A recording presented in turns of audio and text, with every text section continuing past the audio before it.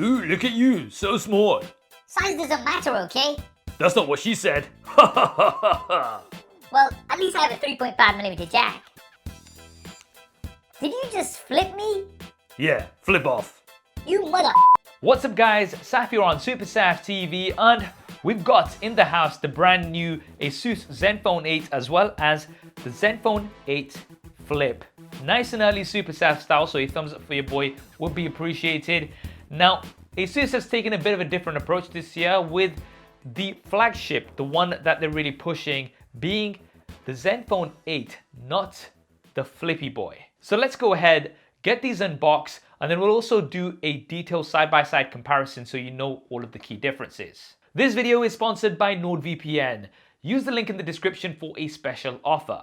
Now, the unboxing experience is pretty much identical for both devices, as well as the smartphones. You get a SIM card tool, some paperwork, and a plastic case which is included. Both also come with a USB Type-C to USB Type-C cable, as well as a 30-watt charger.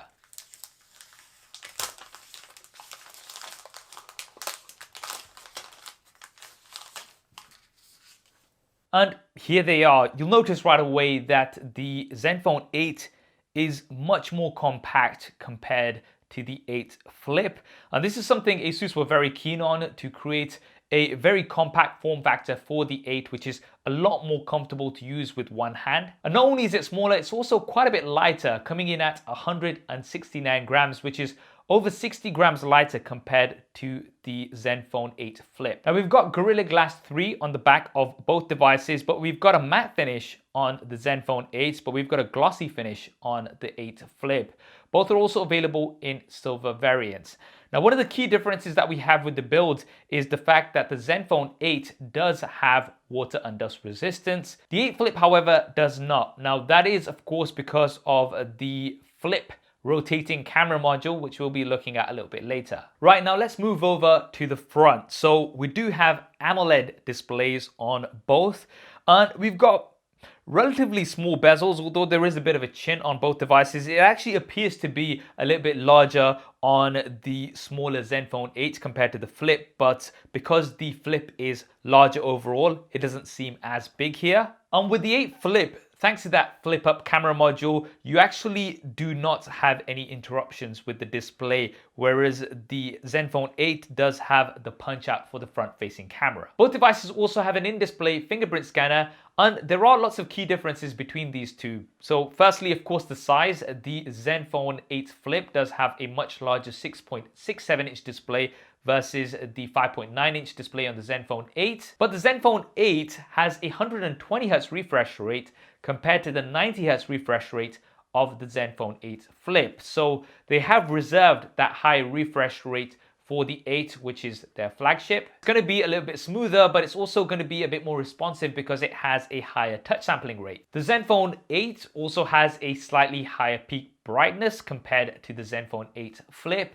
And we've got Gorilla Glass Victus on the ZenFone 8 compared to Gorilla Glass 6 on the 8 Flip. So that also makes the ZenFone 8 display a little bit more durable. So both displays are very good overall, but with the 8 Flip, you do get that larger uninterrupted display, and the ZenFone 8, you get the higher refresh rate, touch sampling, the Gorilla Glass Victus, as well as the higher peak brightness. Now, before we move on to the cameras, a quick thanks to our sponsor for this video, NordVPN. Now, you must have heard me talk about NordVPN many times before, and that's because I've personally been a customer of NordVPN for over 3 years. NordVPN lets you very easily redirect your traffic to and from over 59 countries, and that allows you to do lots of cool things. One of which is access movies and TV shows which may not be available in your country. And one secret that a lot of people don't know is that certain streaming services are actually a lot cheaper in other countries compared to your own.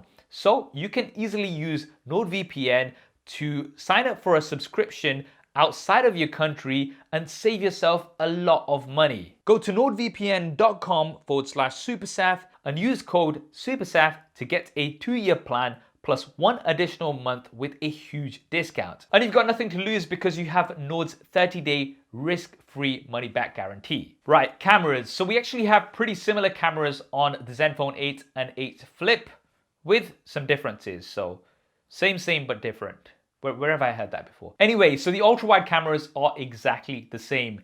12 megapixels using the Sony IMX363 sensor, and they also have autofocus, which means you can use the ultra-wide cameras for macro shots as well. Now the primary cameras are almost the same, so they have the 64 megapixel Sony IMX686 sensor, but we have optical image stabilization on the Zenfone 8. We do not have optical image stabilization on the 8 Flip, just electronic image stabilization. Now there seems to be a couple of reasons for this. Firstly, the Zenfone 8 being the flagship device has the OIS feature.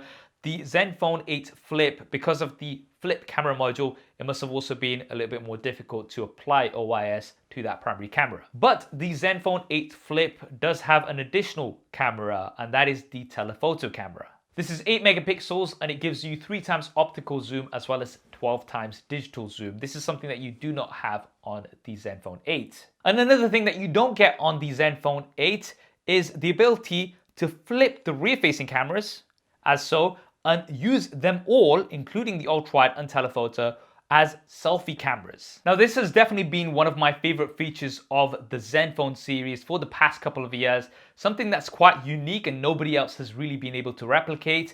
Just having the ability to have those high quality cameras, including 8K video and 4K at 120 frames a second. This is something that you unfortunately do not have on the Zenfone 8. On the Zenfone 8, within that punch out, you get a 12 megapixel sensor. This is the Sony IMX663, and this is quite a large sensor, and it's the industry first, but it's just not going to be as good as the rear-facing cameras with that versatility that you get on the Zenfone 8 Flip. By the way, if you're enjoying the video so far and you want to see more content like this, then don't forget to subscribe and hit that bell icon. Only around 40% of you guys watching are subscribed, so the other 60%, go on, you know you want to do it. Right, now let's take a look around the devices. So at the bottom, we do have a USB Type-C input. We've got one of the 2 stereo speakers. We've got one on the earpiece of both devices. There's also an LED notification light at the bottom of both devices. This is so cool. I've not seen an LED notification light on a recent device in ages. Now the SIM card tray is actually at the bottom of the Zenfone 8, and this has space for 2 5G SIM cards. But the Zenfone 8 Flip has the SIM card tray on the left hand side. Now this not only has space for 2 5G SIM cards, but you've also got a micro SD card slot, so you can expand the storage on the 8 Flip. You cannot on the regular 8. On the right hand side, we have the volume rocker as well as the smart key, which is not only going to be used as a power key, but you can customize actions with a press and hold or a tap twice gesture. And at the top, the Zenfone 8 Flip has that flip camera module, but the Zenfone 8 doesn't have that, so it gives it some space for a 3.5mm headphone jack. So it's pretty interesting because both devices are trading blows, with some advantages going to the Zenfone 8 and others going to the 8 Flip. Now for the batteries, being the larger device, the Zenfone 8 Flip does have a larger 5000 mAh battery versus 4000 mAh on the Zenfone 8. And both devices do come with the 30-watt charger included out of the box. However, unfortunately, there is no wireless charging on either device. And wireless charging really seems to be something ASUS doesn't want to do. Now, I'm not sure exactly why this is. It seems like they wanted to keep the devices compact, but to me, that's not really an excuse. Pretty much all flagship devices have wireless charging, and wireless charging is something that I find super convenient, so I'm definitely disappointed that it's not available on either of these devices. For software, we do have Zen UI 8, which is built upon Android 11. And one thing that I really like about Zen UI is the fact that it's very close to stock Android with some additional features. So for example, we've got Game Genie, which is similar to what we see on the ROG devices, giving you lots more controls over your gaming experience, as well as some features to improve your battery health over time, such as being able to set a custom charging limit, steady charging for the times that you don't need faster charging, as well as scheduled charging. Right now, internally, both of these are powered by the Qualcomm Snapdragon 888 5G chipset. So in terms of speed and performance, they are really up there. And we do have LPDDR5 RAM with UFS 3.1 storage. And we do have a few different options. So we've got 128 or 256 gigabyte storage options. Remember, you can expand the storage on the 8 Flip. And for RAM, on the 8, we've got either 6, 8, or even up to 16 gigabytes of RAM. For the 8 Flip, there is just 8 gigabytes of RAM. Right, now what about pricing? Well, the Zenfone 8 actually starts at a very competitive 599 euros. And in the UK, that's around 540 pounds, which for a device with 120 Hz display, as well as the Qualcomm Snapdragon 888 chipset, is definitely quite competitive. I mean, we're looking at a lower price compared to a lot of the OnePlus devices out there, as well as the S20 and the S21 FE that will be coming soon. The Zenfone 8 Flip will be coming in at 799 euros.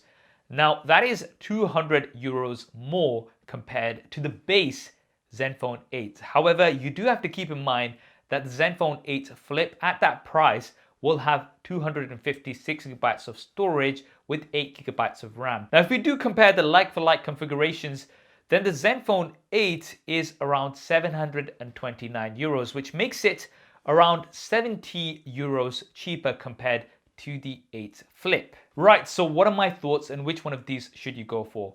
Well, I think they're both very promising devices. I'm still leaning towards the Zenfone 8 Flip. I think that flip-up camera feature is really what makes Zenfones unique. But I also understand that ASUS wants to reach the mass market, and they can really do this with something like the Zenfone 8, which is coming in at a very competitive price. And if you are interested in picking one of these up, but you're not sure which one to go for, well, with the Zenfone 8, you're getting a much more compact device, which is cheaper, has water and dust resistance, a smoother, more responsive display that's also brighter, more durable Gorilla Glass Victus with a 3.5mm headphone jack. However, if you don't mind spending a little bit more on the Zenfone 8 Flip, then you're getting the larger uninterrupted display with a larger battery, a micro SD card slot, an additional telephoto camera, as well as that super unique flip up camera feature, which lets you use those higher quality rear facing cameras as front facing cameras. Which one of these would you choose? Definitely drop me a comment below. Let me know your thoughts. I hope you enjoyed this video and found it useful. If you did, then do smash that like button for me. And if you haven't already, then be sure to subscribe and hit that bell icon so you don't miss any future coverage.